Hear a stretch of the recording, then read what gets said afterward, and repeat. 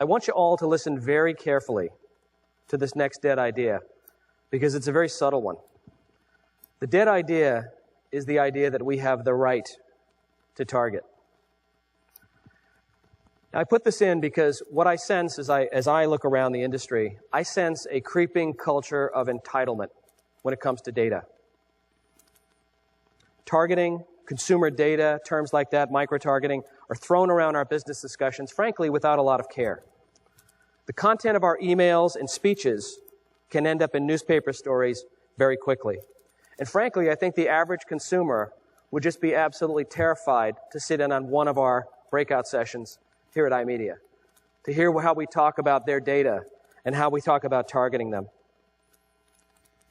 We think that because we can, we assume that we may. And I think that's a very dangerous assumption. I think it's important for us, as we reject this dead internet idea of us having some divine right to target the consumer's inventory, the consumer with different inventory and messages. I think it's important for us to answer the question, what does the consumer really get in return for all this data manipulation and targeting? What do they really get in return?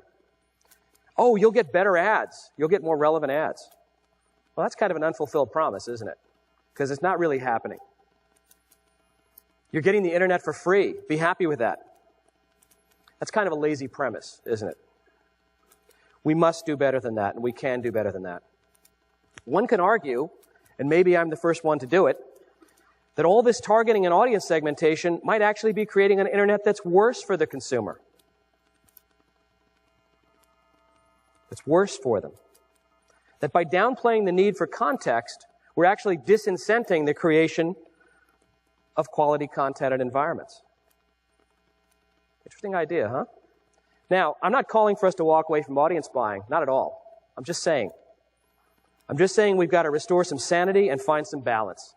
The landscape that we are destroying right now is the one that we'll need to live in and profit from for years to come. So take care of the earth that you live in.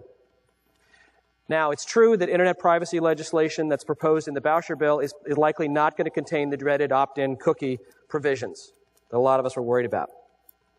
But for us to just celebrate dodging that particular bullet is just whistling past the graveyard. We ignore exchanging true value with the consumer at our own peril. If they decide that this all goes away, it goes away. And I have 4 words to bring that to bear. Do not call list. Remember that? Put the phone marketing industry out of business in about 48 hours. So let's not underestimate them, and let's start thinking about what we're really giving the consumer back for all this targeting, and let's take some care with the language.